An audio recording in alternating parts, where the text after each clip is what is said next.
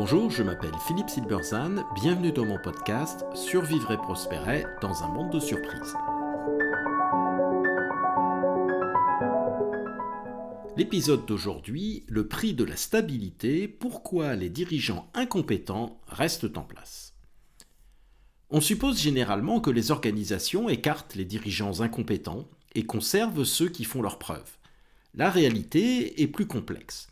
Entre les contraintes opérationnelles, les rapports de forces internes et la gestion des perceptions, maintenir un dirigeant incompétent peut, dans certaines circonstances, sembler plus raisonnable que de s'en séparer. C'est ce que révèle l'examen des mécanismes concrets qui président à ces décisions, bien loin du principe de méritocratie qu'on leur prête volontiers. Il y a plusieurs années, j'ai été impliqué dans le rachat d'une SS2I ayant plusieurs implications régionales. L'une d'entre elles était dirigée par une responsable que nous appellerons Brenda. Brenda avait en charge un contrat de sous-traitance, la maintenance d'un logiciel ancien, en fin de vie, requérant des compétences à faible valeur ajoutée. Ce contrat était fragile et Brenda était incompétente. Sympathique, mais incompétente. Elle gérait mal son équipe qu'elle n'avait pas su renouveler et encore moins former aux nouvelles technologies. Pourtant, lors de l'acquisition, j'avais indiqué aux investisseurs qu'elle était une personne critique à conserver absolument. La raison était simple. Dans un contexte de redressement difficile, avec une entreprise très fragile commercialement et où les urgences s'enchaînaient, nous ne pouvions pas nous permettre de compromettre le contrat sur lequel elle intervenait. Certes, la fin de celui-ci n'était qu'une question de temps. Le client l'annonça effectivement quelques mois plus tard.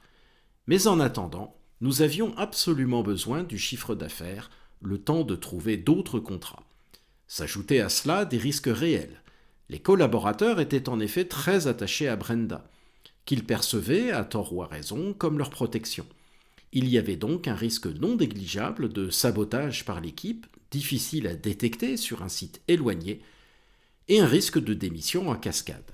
Son départ aurait donc pu compromettre l'ensemble du contrat.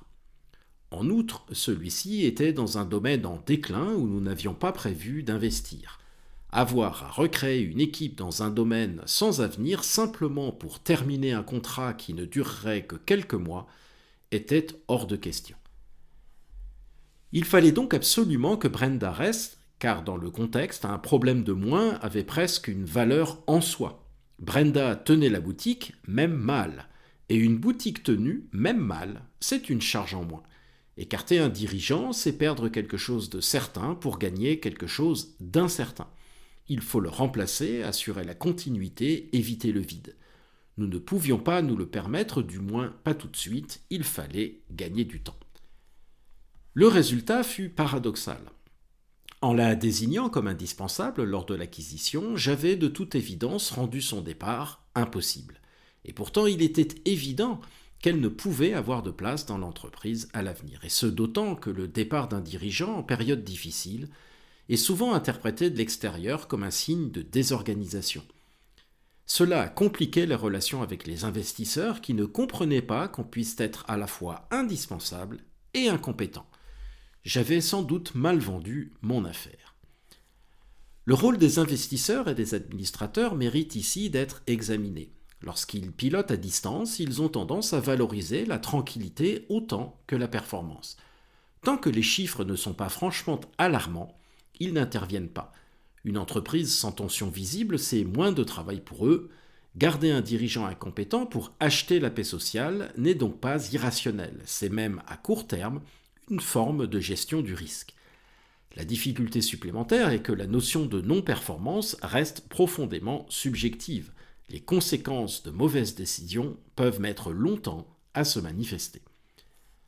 En l'occurrence, la rentabilité du contrat généré par Brenda avait longtemps masqué les faiblesses structurelles de l'entreprise.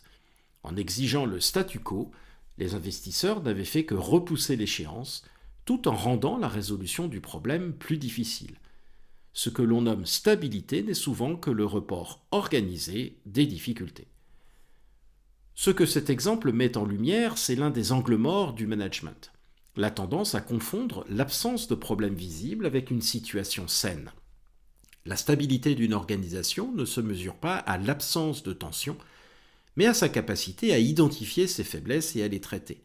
Retarder une décision difficile n'en réduit pas le coût, elle l'augmente, souvent de façon invisible, jusqu'au moment où la résolution n'est plus un choix mais une urgence. C'est là que se révèle la véritable responsabilité de la gouvernance, non pas maintenir une apparence d'ordre, mais avoir le discernement et le courage d'agir avant que les marges de manœuvre disparaissent. Mais c'est très difficile en pratique car le coût du départ d'un dirigeant à court terme est souvent très supérieur au gain qui, lui, se situe à plus long terme. C'est pour cela qu'on est souvent tenté de le laisser en place même si on finit par s'en mordre les doigts plus tard.